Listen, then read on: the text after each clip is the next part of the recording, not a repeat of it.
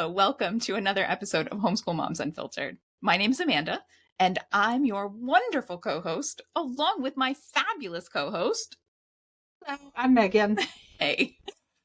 So we are your destination for imperfect. Today has been a day. It's like my third try to get this episode intro done.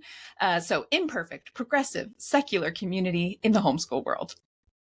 Exactly. So if you are tired of super shiny influencers with perfect blowouts who are always sharing their Pinterest perfect homeschool lives, you're in the right place because we are not those people, right?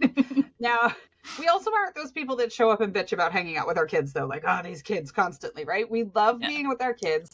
We love homeschooling. But that doesn't mean that some days aren't just completely hard AF, right? Mm-hmm. So, today's episode, we're going to be dealing with some of the challenges that homeschool parents face, specifically talking about homeschool backlash. If you haven't experienced homeschool backlash yet, you most likely will one day, or perhaps you'll be supporting a fellow homeschooler who's going through it at that time. Absolutely. Now, before I say my next bit, I'm just going to say that this episode is going to be great for the bloopers reels. I'm telling you, our Patreon bloopers reels are going to be off the chain just from this one episode. We're struggling so bad today. So not shiny perfect. All right. So No. what do we mean? What, good Lord, what do we mean by homeschool backlash? It could be anything from that fringe aunt quizzing your kids on their multiplication tables at a family gathering to, your mother-in-law's steady drumbeat of comments about how your kids are going to be weird and unprepared or just completely messed up if you continue on this bonkers homeschool crusade of yours. Exactly.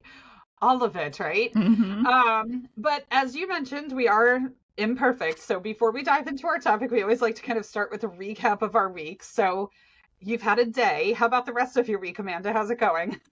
My week has been a little challenging. And big picture, I will say this morning I got together with a friend for brunch to celebrate her birthday. Oh. I'm a solid week late making it happen because the week has been so incredibly bad and like trying to get it scheduled. But the first thing that I said, she said, so how's your week been? And I said, this morning I'm really struggling to figure out if I'm just a hormonal perimenopausal bitch or if everyone in my life is incompetent this week. And we talked about it quite a bit. We decided it's a combination of both. So I'm just going to put that out there. I'm sorry. The hormones might be getting the best of me this week. So in our world, my kiddo started kind of his full-time schooling. This is the week that most of his online classes started. And so we're doing some other stuff. And then he has online diagnostics that we do with our state for like state testing stuff, not the actual state testing, just the assessment at the beginning of the year. And then they use the same tool at the end of the year. So there's a combination of that. And then making sure that he gets into all of his online classes, right? Trying to make sure that I'm available and that we keep track of like which one, because they're random, right? It's an hour here and an hour there. And I was late getting on to record today because he had art class and he had to have his black paper and his pastel paper and his chalk pastels and his oil pastels. And then he had to have a baby wipe and he had to have, like just all of these things. And he's like, I know we have these. Where is it? What can I have? And then like, I'm like, okay, well, I'll wait until the class like actually gets going to make sure you have everything and you're like doing the art before I go log on. And then we love this teacher. She's a great teacher. But at the same time, every class starts like 25 to 30 minutes late because they spend that much time like talking. And so I'm like, okay, like just get out whichever piece of paper we need. Like, is it the black one or is it the white one or is it the textured one or is it this one? Like, just pick paper and start on the project because I have things I need to do. And that's just like kind of how my whole week has been, right? Like my whole week has been a combination of like, oh my God, can we just focus and get it done? Like we got a lot of stuff to do. Like, let's just get it done. Yeah. How about you? Yeah. What's going on? The usual chaos. One of my kids had surgery last week, though, which was kind of a big thing. I don't remember if I mentioned that was happening or not when we recorded last. But yeah, and so, you and I have always been mindful of checking in with our kids, like what's okay to share and what's not. So I'm not sharing any of the details of that because typical teenage boy is like, please don't discuss my medical things on your podcast. But what I can say is that it's turned, when we went in for the surgery consult, the surgeon did say, like, until I get in there, I really can't tell you like how big of an impact is what's going on. And I was like, we knew that. Okay, fine, no problem. And the surgeon's been amazing. He's been wonderful. Like, I have his cell phone number. He's like, you can call me at 2 a.m. Like, whatever. I don't even have to go through the answering service. But it turned out to be a lot more invasive than what we thought, and a lot more post-operative management than what we thought. So it's just been kind of a chaotic week. But and he's my oldest, and so he's my kid too, that I can say like, hey, can you run to the store for me or whatever? And he's not clear to drive because of the meds that he's on and whatever, and nor is he just physically capable of driving. Let's not blame it on the meds. That just wouldn't be responsible. And so I'm just like down a human right now. My husband's out of the country, and so I'm like so used to having him as kind of like a right hand to be like, hey, he and my daughter will often team up to go grocery shopping if I need anything, because he can drive and she's better at finding things in the supermarket than he is. And so, usually he'll go and he'll just like play Pokemon Go at the shopping center where the grocery store is, and she'll go do the shopping, and then they link up and drive back home. And so I'm just like down a human right now, and then, just taking care of it. This stinks to watch your kid like not feel good and all that stuff too, and like he can't really move, and he can't really do any of the things that he enjoys. So hopefully by this time next week, the surgeon said like the beginning couple of weeks, like you should see like really monumental progress. And so hopefully by this time next week, it'll be a whole different story. But yeah, it's definitely been a week. So Well, yeah. And I mean, the other thing too is like after any surgery, right? We, in our house, most of us have had some kind of surgery here recently, and it takes a lot to help with that person, right? So your work is doubled. And then if it's someone who is usually one of your helpers, right? One of the like home management people or something, like your work has doubled and now you're down manpower by a lot. Yeah. Exactly. So it feels like extra bad. And then, yeah, that thing, like you worry no matter who it is in your life, but you especially worry about your kids, right?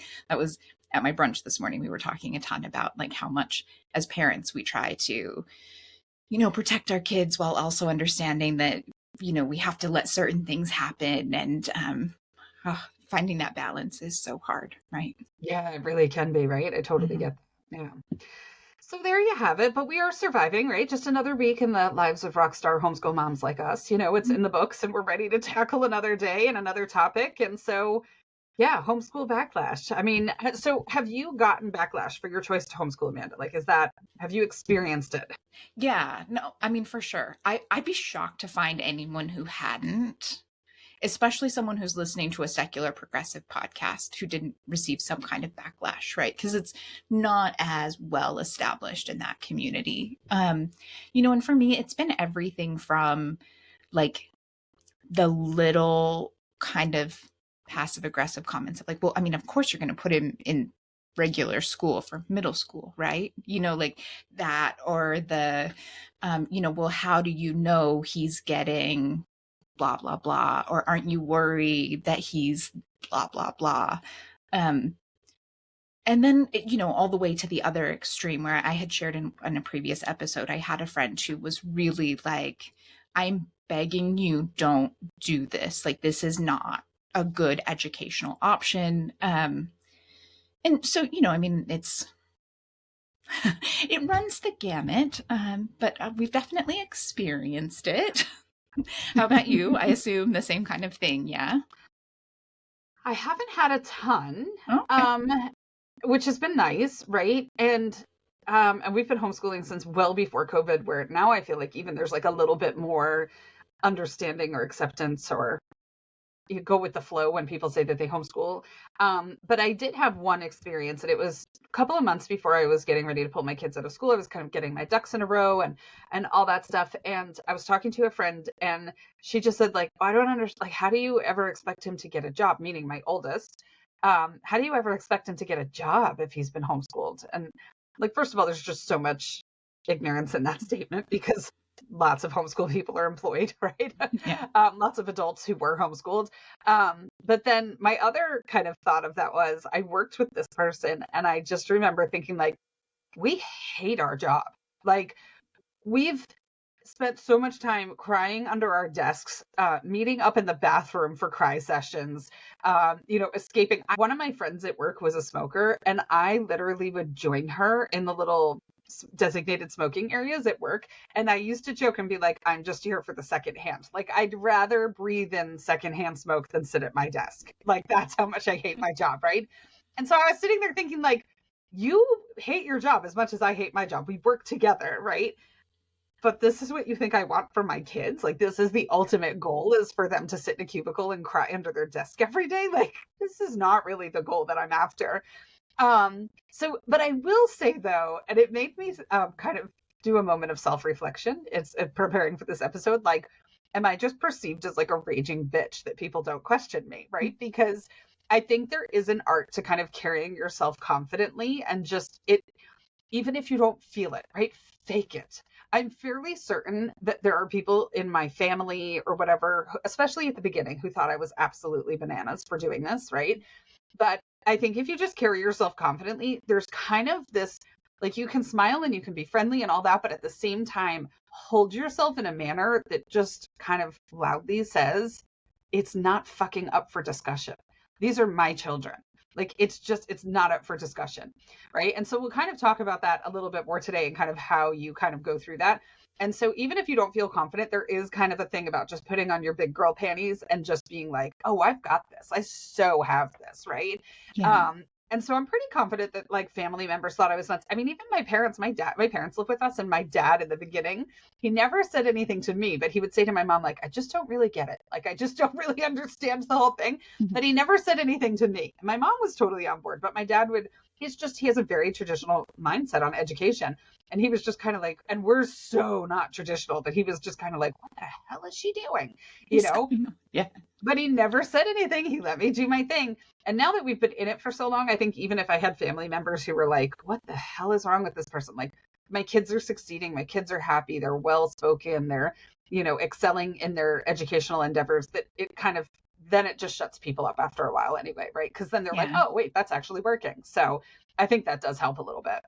Yeah, I think there's definitely that mentality of like the proof is in the pudding. And I also think too that the amount of backlash you receive depends on a lot of factors outside of yourself, right? Like, so for me, I had spent years tutoring in public schools. I managed an after school program at one point. Like, I had a lot of ties to public education. I'd been a substitute teacher, like, lots of those kinds of things. And so I had a lot of people in my circle that were involved in that. And then also having spent a lot of my professional career in fundraising, nonprofit stuff, there's a lot of things that go into education and education reform and all of that. It's that whole community, right?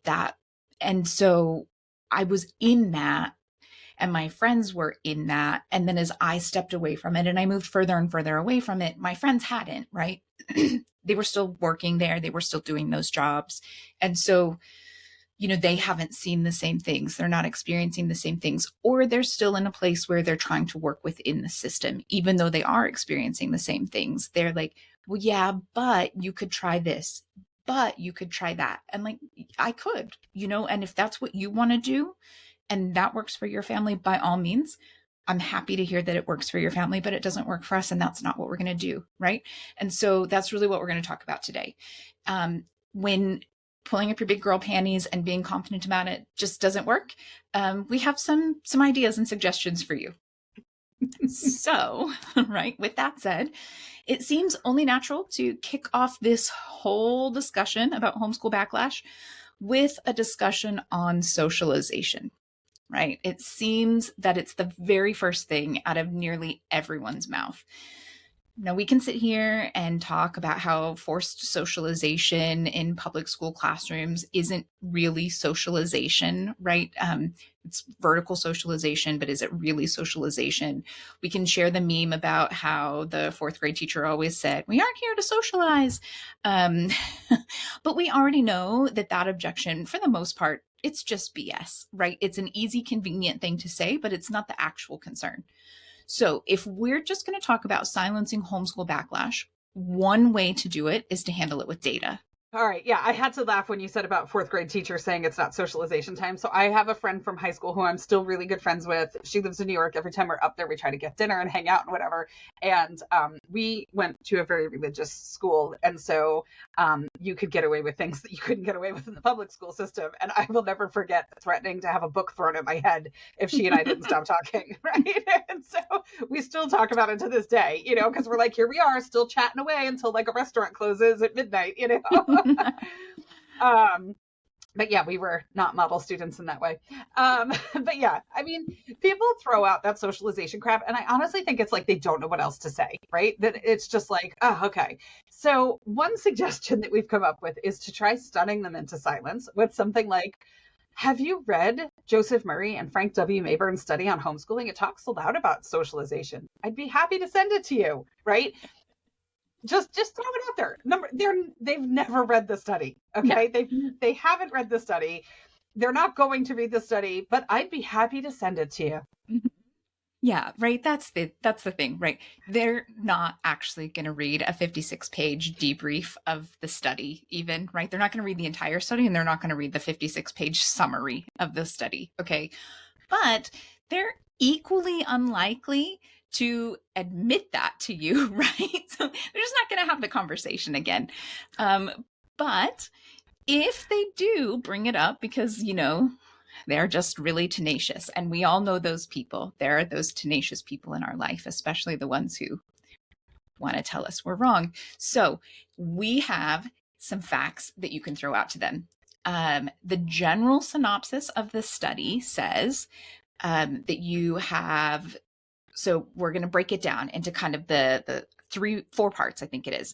So you've got social development. The study challenges the common perception that homeschoolers are socially isolated, right? Evidence shows that homeschooled students typically engage in a wide variety of activities, often more diverse than their traditionally schooled peers. We've talked about this before. This is not new, but this study says it, right? In print, they've researched it. They have this study. And it's not like from, homeschooling RS. So it's, homeschool kids, they participate in religious, social, sporting, and community activities, which contribute to their social skills and self-esteem. They are also known to have both vertical and horizontal socialization, which means they like same age, but also multi-ages, which is much more beneficial in the real world than only being able to talk to people who are exactly your same age or your same generation. All you have to do is open up social media to know that that's a struggle these days. And homeschoolers are found to be well-adjusted socially with strong self-concepts and good social skills. Mm-hmm. So talking about people who will not read the 56-page study, can I confess that in order to get this 4 bullet point synopsis that we've got going here, I dumped all 56 pages into ChatGPT. Like, I did not read the 56-page study. So no one you send this to is going to read the study, right? And then I did cruise through the study a little bit afterwards to make sure that these were all valid, roll-ups of it. But they're never going to do it, right? So the next high-level takeaway from the study was about educational outcomes, and it talked about the fact that homeschoolers generally perform well academically, often scoring above the national average on standardized tests. However, the study does note, right, as Amanda pointed out, this is not done by some mega homeschool organization that's only going to promote pro homeschool. It's going to give us a very balanced look. So it also notes that the research based on homeschooling outcomes is relatively thin, making it difficult to draw definitive conclusions. But despite this, there is existing data that suggests that homeschooling does not disadvantage students academically. Boom. Yeah, no. And I mean, the next kind of thing the study finds or points out is that homeschool kids have post homeschooling success, right? Students who pursue higher education tend to perform as well as their peers from traditional schools. They're also likely to be civically engaged and satisfied with their education, generally happy with how they learned and what they're learning and how it helps them. Now, again, the study does say the data on long-term outcomes of homeschoolers, particularly in the workforce, is limited. right? We see it more. It's becoming more common. And if you take a step back and you really look, almost every celebrity, um, every Olympic athlete, like there are loads of people that we really hold up that we know for sure were homeschooled in some way or another, right? They had tutors, they were on set, they were getting their education that way. And we see them, right? We see them on our TV screens, we see them in things, concerts and things that we pay for. So we are seeing plenty of homeschoolers, but there are plenty of other homeschoolers as well out there. This study just didn't actually go into the data on long-term outcomes in the workforce. Mm-hmm. Absolutely. I completely agree with the civically minded thing. I actually almost had the nerve to ask you if we could reschedule this till tomorrow because Kamala and Tim Waltz are in Savannah, which is only like 90 minutes from us today. And so I talked to my daughter about it and I was like, do you want to go? And we both totally agreed that we wanted to see them. My daughter is like all in, but it's 9,000 freaking degrees out and you can't just go and hear them speak. You have to be there for like the whole day, right? Yeah. And security and listen to all the pre-people and there's gaps in between all the things and they couldn't tell us in advance if it was going to be indoors or outdoors and we were both like, okay, if there's something in like October when it's cooled down a little bit, we'll be there, but at the moment no. But yeah, I mean, how many 15-year-olds are like, yes, I would like to take this entire day and go do, right? They're very involved in the social fabric, which is awesome. Speaking of social fabric, that is our last one. The study looks at the broader impact of homeschooling on society and public education. Now, there are definitely critics that are out there. I was talking to somebody just the other day who talked about the fact that homeschooling undermines the public good by withdrawing capital from the public school system, and also just kind of leaving, there is a financial tie to homeschooling, right? It does assume that there's a parent who can be home, that they can afford materials or curriculum, even though we've talked about the fact that homeschooling does not have to cost a lot. But for some people, even that amount is not attainable. We just have to be honest about that, right? And so there is kind of a classist element sometimes to some of these things that we talk about, right? But the study also suggests that homeschoolers are more civically engaged than the general population. So additionally, homeschooling may influence public education by encouraging the development of new educational models and more flexible schooling options. I think that's pretty optimistic, but because the public school system doesn't seem to be open to shifting on a dime, but there it is. That's the study suggested it. Who am I to disagree?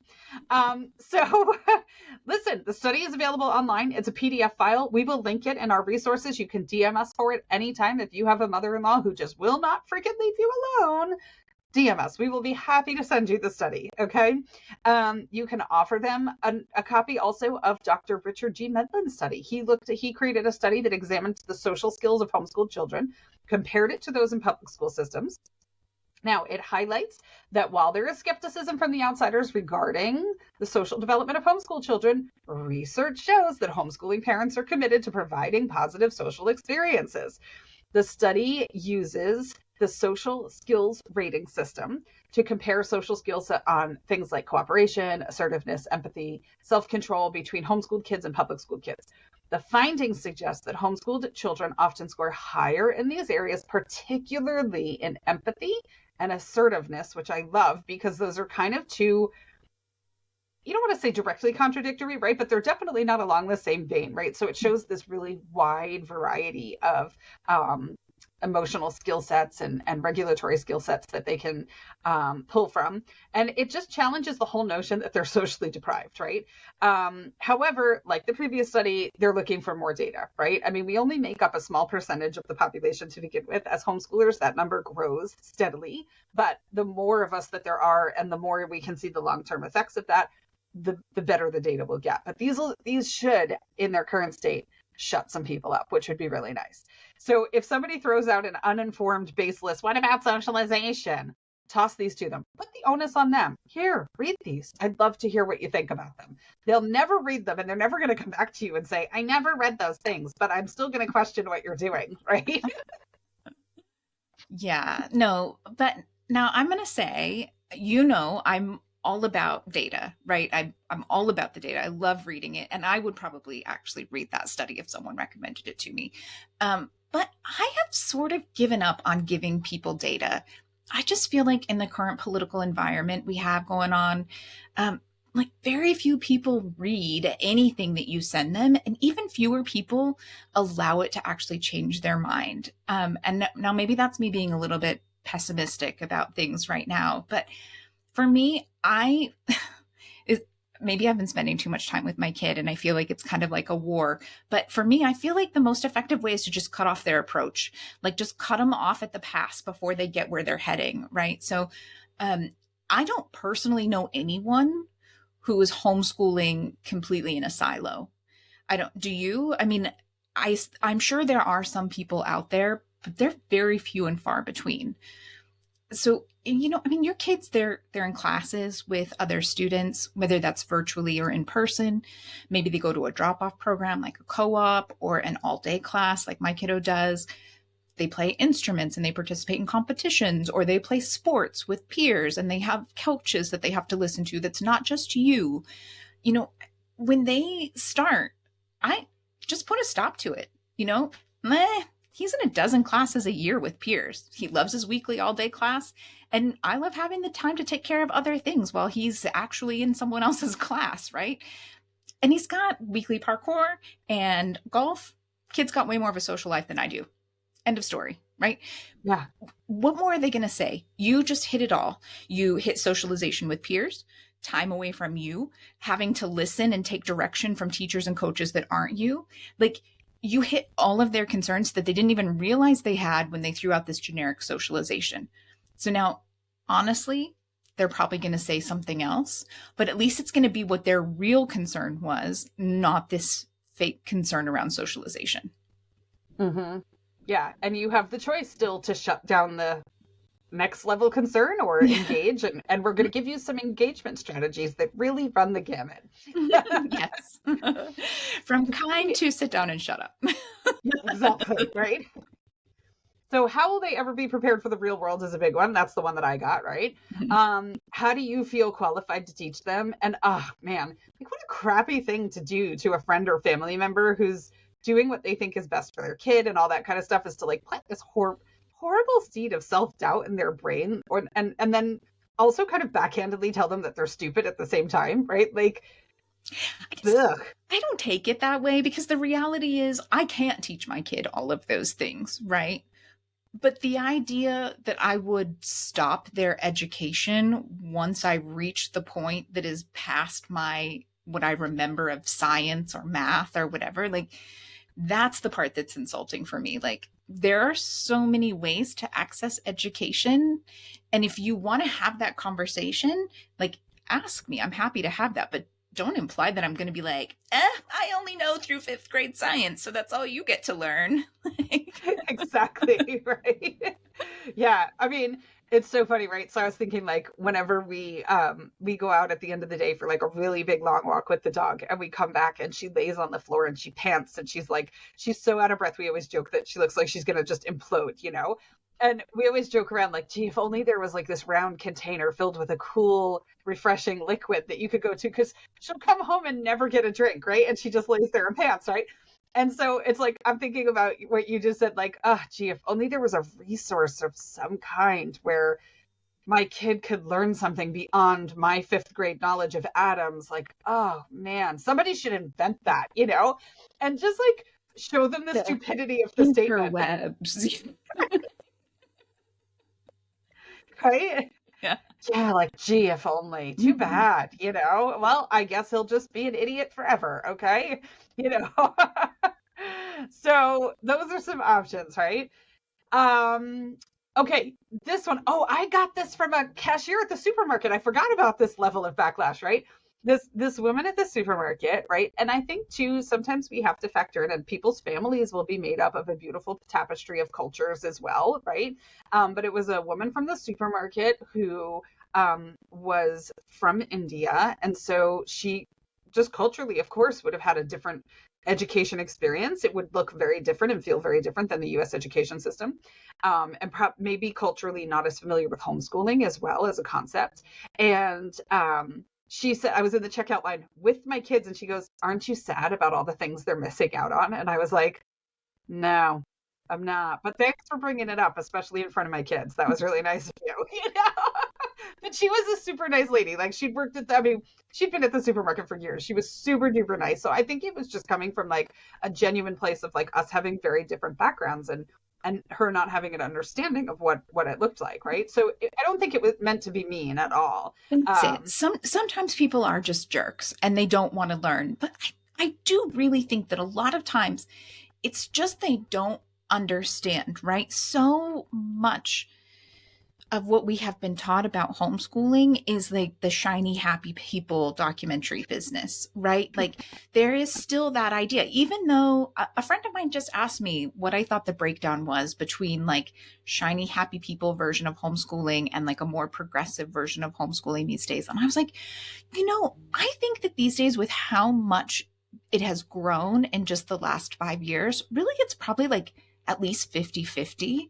But we just don't hear about it, and it hasn't like the overall cultural shift hasn't happened yet. Mhm. Yeah, it's not, there's so much more to it. And it's, Well, and I think we're not as well organized. I mean, I can speak for where I live because I live in the South, right? So much homeschool organization and activity is done through the church. And so even if it's not your church, you can still hop over to someone else's church for a thing. And so I think secular homeschoolers have had a harder time organizing because even just trying to find space sometimes for a co-op can be really, really difficult. Like, we don't have a ton of money to rent out like some big thing. And I mean, we were part of a secular co-op that I absolutely love, but we 1000% met in a Baptist church because they had a ton of classrooms because they had a really big religious education program. It was empty during the week. They wanted money, so it was like, it worked for all of us, and, but there was all sorts of, and listen, I'm not opposed to being in a church. It doesn't bother me, but there are plenty of secular homeschoolers who have religious trauma and things like that, where that would not be an option for them. And I completely understand that. So, I think we're just not as well organized. We haven't quite found our clustering abilities yet as secular homeschoolers. So, which is one of the reasons why we've tried to build our own community, through Facebook group and Patreon and things like that. Like, let's start to organize a little bit differently. Let's start to come together and support one another because there's tons of us out there. We're just really scattered. Yeah, no, I totally agree with that. Yeah. Yeah. And then another common one that you'll hear a lot of times is like, how will they ever go to college, right? And they'll go to college just like everybody else will go to college. It'll be just fine. So we just did a whole series on transcripts and portfolios and college applications. So if you're concerned about college, send them those episodes. Goodness knows we love the viewership. So send them on over. And again, they probably won't watch them. They'll just continue to throw objections at you. So Yeah. it's all good. So before we break down our strategies for you, we wanted to remind you and say a huge thank you to our amazing sponsor. So they're a relatively new sponsor for us. It is a new platform for homeschoolers called Recess. And Recess's mission is to help homeschoolers make friends and develop hard skills. They have a really interesting approach that is inspired by Maria Montessori and the MIT Media Lab. Yeah, so here's how they do it. They meet your kid where they're at in their favorite games. And then in those games, they offer them harder and harder challenges to turn their interests into real skills, right? This totally plays into what we were just talking about last week in this whole idea of game schooling, right? You can learn real skills while still using games, that kind of stuff. So everything they do is centered around kids being social together and working together. And every class comes with a moderated chat so that your kids can talk to their friends outside of that dedicated class time. I love that because that is so often missing. Mm-hmm. But probably the best part, or at least my favorite part, is their mission to understand every kid. The teachers come together. They have a small, dedicated group of teachers who are totally amazing. And they spend time really trying to understand what each kid needs and how they can help them grow from their starting point. So it's super different from other class marketplaces or online classes in that way, because their goal is to really keep, as they grow, keep that feeling of community and that support structure that they're building into their platform. Yeah. So if helping your kids make friends and giving them a child-led education sounds interesting, check out their website at recess.gg. That's RECESS.gg. Parents from amazing institutions like Harvard, MIT, Princeton, NVIDIA, Apple, and plenty more. Trust their classes, right? So you know the quality is fantastic. And really, I think it's that thing. We're all just looking for quality resources that fit our kids and help them become the amazing humans we know they're meant to be. And Recess might just be that resource for you and your family. Thanks to Recess for sponsoring this week's podcast.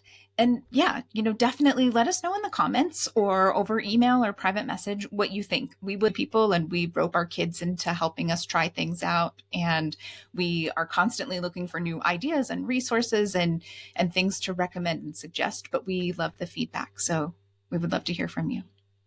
Yes. Next week's episode will be all feedback from our kids from a project that we've been having them do. And it's been very interesting working with a 12-year-old and a 10-year-old to give research feedback. But it's been awesome. I'm so excited for next week's episode. But it's been quite the adventure teaming up with our kids to work on it. So it's exciting. Yeah. They're feedback varies. Quality of feedback varies. We'll put it that way. And it's tied directly to how many hours they've already done other stuff. This is the case for most of us, right? In fairness, as is the case with most of us. All right. So back to what we were talking about. So we have a few different ways to address this backlash, right? So you can take the informative approach. And I think that really, for the most part, this is probably the kindest, most gentle way. If the person seems like they have a sincere interest in learning more about homeschooling and, they actually want to have a conversation and they want to share information, jump in for a chat. So it is by far the kindest approach, but it definitely does take more effort and energy. And, I don't always have that. None of us always have it. None of us have an unlimited store of energy. And for some of us, we have even fewer spoons on a daily basis. That said, I love sharing my experiences and my opinions, and I love learning from other people's perspectives, right? That's totally my jam. I might not be able to walk a mile in your shoes, but I want to have an understanding or a better understanding of what's happening in your life. So as long as people are genuinely curious to learn and open to seeing things from another perspective, absolutely have that conversation. Have the conversation about, well, no, I'm not worried about them going to college because they can absolutely go to college. And in fact, if you Google whatever university you're thinking of and homeschool application, there's an entire website full of information on how to apply, or you might say, no, I'm not worried about them missing prom because there are proms for homeschool kids. And that also doesn't change the fact that their public school friends might invite them to go to prom with them. There are loads of options, and there are field trips and there are overnight trips for homeschool kids. Those things are all organized. Most people do not realize that those resources are there and available. And so just shining a light on that and helping them see it, it can go a long ways in just general understanding. Yeah, I mean, hello, we all did. You were a Midwesterner growing up, but on the East Coast, Amanda, it's the Washington, D.C. trip, right? That's the trip that you do, right? And so it's a standard thing. And I'm sure there's things in other states too, where you go to the state capitol, or there's kind of this standard 8th grade field trip or whatever it is, all that kind of stuff. And so, yeah, for public school kids, there's 2 nights at Universal Studios or whatever, all that stuff. But my kid is going to Greece and Turkey for 6 weeks next year. I'm pretty sure he's not missing out. He's good. I'm like, that's the experience of a lifetime. He's already preparing a menu of all the things he wants to eat because he's a foodie. So he's like, I'm there for it, right? So yeah, our kids are not missing out. There's so much stuff. You just have to find it. And really, if you join a whole bunch of Facebook groups, it's not hard to find that stuff. It'll all kind of, or you listen to us because we like to share all that good stuff with you. So, yep. So yeah, but I agree. I've gotten less and less. There's just only so many times I can tell people the same thing over and over. You know what I mean? It's hard. You have to really want to keep that relationship, and you have to really, I at least have to really get a vibe from the person that they are genuinely curious for me to take that much time and energy out of my already stretched thin life. So. Yeah, no, but actually, it reminds me, just yesterday, there was someone who was saying oh, I want to move to this neighborhood where you are. I live in the Netherlands. I want to move to this neighborhood where you are. And one of my kids has a long list of diagnoses and we need this, and they would like to, we'd like to have swim and art and all of these things in school. Like, what school should we look at? And people were like, well, I'm not sure you're going to find exactly what you're looking for in actually in a school program. But you're definitely going to want to look at the IEP process. Like, he's going to need an IEP to go into school here in the United States, and, these kinds of things. And I just said, I don't actually know much about that neighborhood. And by all means, look into the schools there and see if you find one that fits. But you might want to think about homeschooling and what that could look like for your family and how it might fit him better, especially in California with the programs that are in place. Because we do have this, these homeschool charters where you still get some of the support, but you're not in an actual classroom setting. And so you can make swimming one of your classes, and, and you get money to pay for that, and, all of this kind of stuff. And I kind of said, something about just like being open to exploring what homeschooling in the United States really can look like, because I know it's not the same as what it is in the Netherlands. And she immediately hit back like, absolutely not. I do not want him home alone by himself, the only student in his class. And I was like, that's why I said you might want to explore learning about it. You might want to open your mind a little, and it was that thing. I just said, you know what? I hope you find what you're looking for. I really recommend a day in our shoes for your IEP process. And again, I think you might benefit from really opening your mind about homeschooling and what exactly that means. And walked away, like unfollowed the thread, because like clearly it's not going to go anywhere at this point. Right. Like, he will be the only person by himself at home for the rest of his life. I'm not homeschooling. But that's not actually how homeschooling works at all. But okay, like, okay. I'm going to need you to remember that person's name so that in a year's time, when she's like, school is a disaster, does anybody have recommendations for a private school? And you're like, I would like to encourage you to look into homeschool. Just copy and paste it every year when she comes back asking for new ideas. Yeah, exactly. I'm like, I don't think you know what you're in for here in public school, but have fun, lady. Yeah, exactly. All right, our next suggestion is called the give them the homework approach. And we've already talked about this a little bit, but it's another polite way to shut down conversation. So whatever is your speed, right? We suggested that study, but if you have a couple of homeschooling books, especially if you have one that kind of really shaped your view of homeschooling, right? Have that in your head, that you can kind of toss out. Maybe a TED Talk. I love TED Talks. I just think they're amazing, right? A podcast like Homeschool Moms Unfiltered. Different social accounts where you can see things, right? Like sometimes people will say like, can I follow, there'll be threads on social media. Like, I would love to follow some homeschool accounts just to like get a feel for what homeschooling is, right? And sometimes I'll throw my daughters in there and say like, okay, so she's a teen, but she's got a decent presence on social media, right? So I'm like, if you want to see like what her day-to-day looks like and what she's up to and how she speaks publicly and how she carries herself and see what the result of homeschooling is, there you go. So maybe there's some social accounts, whether they're homeschooled kids or whether it's homeschooled families, homeschool education, that are out there, kind of have those so that you can throw that out there. So you might say something like, I've done tons of research about homeschooling, so I don't really share your concern. But if it's a concern for you, I'd recommend John Taylor Gatto's book, Dumbing Us Down, The Hidden Curriculum of Compulsory Schooling. It'll definitely provide you with insight into your question about XYZ, right? And again, they'll probably never read it, but if they come back to you again, be like, oh, did you not have a chance to read that book? Like, so confused, like, oh, I answered your question. I gave you a resource to help you with that, right? And there's only so many times that they're going to be like, I know you keep telling me to read that book and I'm never going to do it, but I'm still going to continue to question you on it. Like at some point it's going to get weird and they're going to have to stop, right? I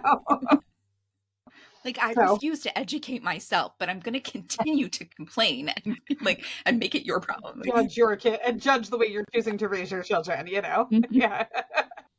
Yeah. So the give them homework approach. Yeah, no, totally.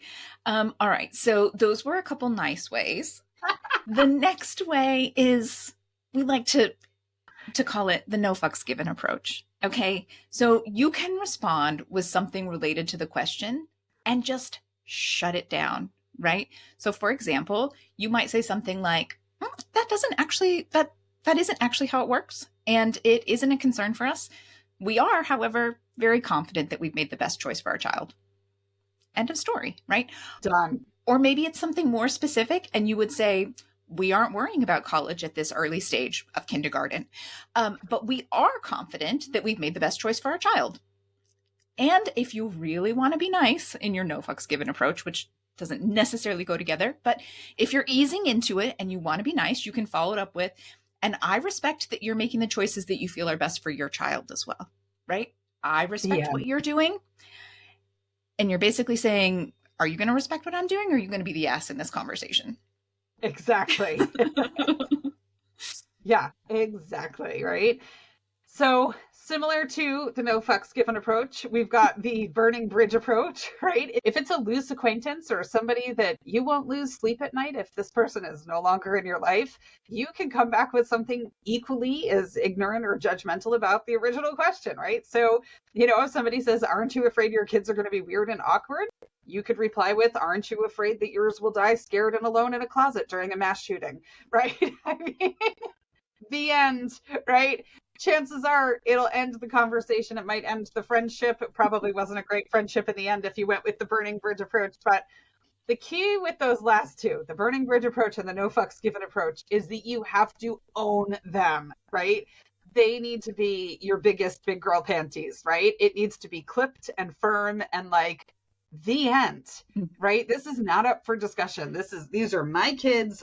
You are raising your kids, or maybe you're not even raising, in which case really stop telling me how to raise my kids, right? Yeah. But the end, not up for discussion.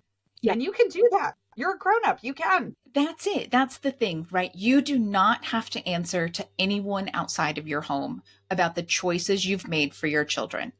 I mean, obviously there's some exceptions to that. If the courts call you into court for some reason, like I would answer to them. But, for the purposes of this discussion, you get to decide how you raise your children. It's parenting, and education falls under that umbrella. Feel free to send this episode to your Karen neighbor or your meddling mother-in-law. Let them know that Meagan and Amanda have given you permission to raise your kids how you see fit. The end. Done. Boom. Full stop. Exactly.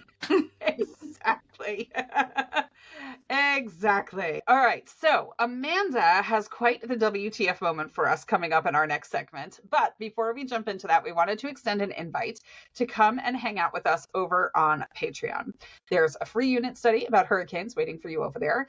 And all Patreon members will receive a themed unit study once a month. Our VIPs also get invited to 2 live meetings per month with both Amanda and myself. We offer personalized homeschool support, secular community, and it is $12 a month. I don't know about you, but when I hear VIP, I think like, oh, it's one of those, like, if you have to ask how much it is, you can't afford it kind of things, right? And that is not the vibe we are going for in our Patreon. We are trying to make it accessible to absolutely as many people as humanly possible. So yes, come and hang out with us. I mean, if you take the unit study out of it and you're just looking at the 2 live meetings for $12 a month, it's $6 a meeting. And I don't know anywhere that you're going to get personalized homeschool coaching with veteran homeschoolers for $6 an hour, right? Like, it's just not a thing. And then you get the unit study and all sorts of stuff on top of that. So it's pretty awesome. So this episode will come out at the beginning of September. The September unit study is an in-depth exploration of the labor movement, which we hope you will love. And you can find the link to join us in the podcast description. You can always message us for it if you can't find it, whatever, etc. It'll be awesome. But we would love to have you come hang out with us over on Patreon. All right, so Amanda, you have something that has popped up in your week that has blown your mind, and so let's get to it. Things that make your host say, what the f***? So what did it for you this week? Yeah, so as Meagan mentioned, right, this episode's coming out the beginning of September. I think pretty much around the United States, brick and mortar schools have headed back into the new school year. And that's the case here where I live. And moms around my school district are absolutely freaking out because, wait for it, many schools in our school district, in our local school district, have implemented a no running policy. Now, I know what you might be thinking, right? Like, yeah, that makes sense. Kids shouldn't be running in the hallways or the cafeteria. I totally agree with you. Kids should not be running in the school. The problem is, it's not just in the school. Kids are not allowed to run at recess. Yeah. I like, are we sure? And that was the thing, right? When it first came up, it was like, are you sure they meant at recess? And she's like, oh no, I clarified. I went to the principal and was like, is this really what? And there was all of these moms who were like, yeah, our school too. Our school too. And it was all of these different schools all around the county. I was like, holy smokes, right? So yeah, I come to our school, sit still, be quiet, focus for 7 hours a day, but make sure that when you get your 15-minute recess, you don't accidentally run. We can't have running, right? We wouldn't want you to, like actually release your stress or pent up energy or anything. We just want you to be quiet and behave, because elementary kids are so well known for never running. And why are they not allowed to run? I don't even like, what the heck? It's one of those things. I think it's probably has to do with the fact that we're in a city and a lot of the recesses happen on concrete, on paved blacktops. Like we don't have a lot of fields and things like that. And I mean, I know of some schools that have, like rooftop, the playground is actually on the top of the building and things like that. So I'm guessing it's like a safety concern and like, oh, how do we deal with all the skinned knees or something like that? Like, I'll send my kids to school with Band-Aids. Just let them run. Right. I used to get nervous. I mean, my kids grew up in South Florida and they were outside. I mean, we have amazing weather, right? So the kids were outside all the time. I mean, afternoons, they were in the park, they were in the playground. They were part of this neighborhood posse of about 16 kids that were all kind of in similar ages. And I mean, they'd be outside, they'd come home at the end of the night, they'd be disgusting, right? And I would take them to the pediatrician and I'd be nervous because sometimes both knees would be skinned, their elbows would be skinned. They would have their shin bone going down their legs would be just bruised all the way because from climbing out of the pool. And you know how you kind of like, you put your hands and you hoist up and then you throw that one leg and the shin hits the side of the pool. Or like if they'd be climbing on a play structure in the park or something, and the same thing, they'd go to climb and their shin bone would hit the side.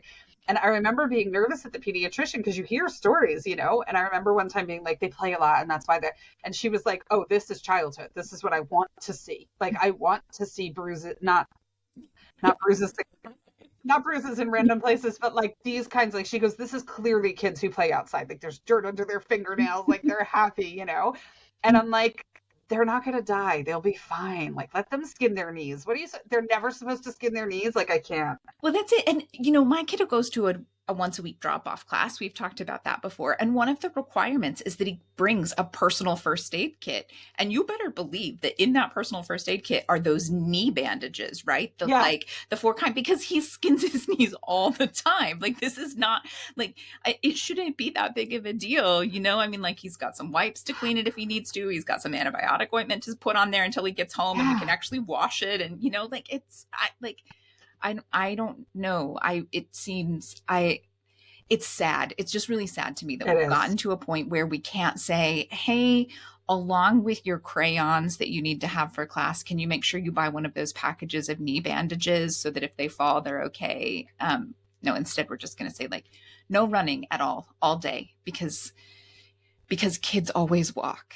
I don't know the number of times, even now, the number of times when my kiddo gets together with other friends that you're like, please walk, please walk. Like, they get excited. That's it, And I feel like for the kids who have like sensory challenges or ADHD or something like that too, like they're so desperately in need of that release when they do get their measly little recess in school. It's bananas. Well, I feel like that actually, though, like now that you're saying that, I'm like, hold on, this dovetails into our theme for the day perfectly. Like, if you're going with the burning the bridge, be like, oh, and your kids are in an environment where they're not even allowed to move like faster than, point whatever miles per hour, I mean, what the heck? It's so sad. I know my kids, so I have tree climbers. My older two, my younger one is a very cautious, You're not allowed to touch like, the trees. Not you even, you can't even can't. touch Yeah, them. that was one of the things. People were like, I can understand not being allowed to climb the tree, but not allowed to touch the tree. Like, imagine the world where you write that in your, like, make sure that the rules say no touching the trees. Oh my gosh. Yeah, no. Oh my gosh. All right. Yeah. So I have my older two like to climb trees, specifically my daughter. My daughter, she would climb the banyans in Florida, and I'm not even like other mothers would judge me at the park for how high I would let her climb.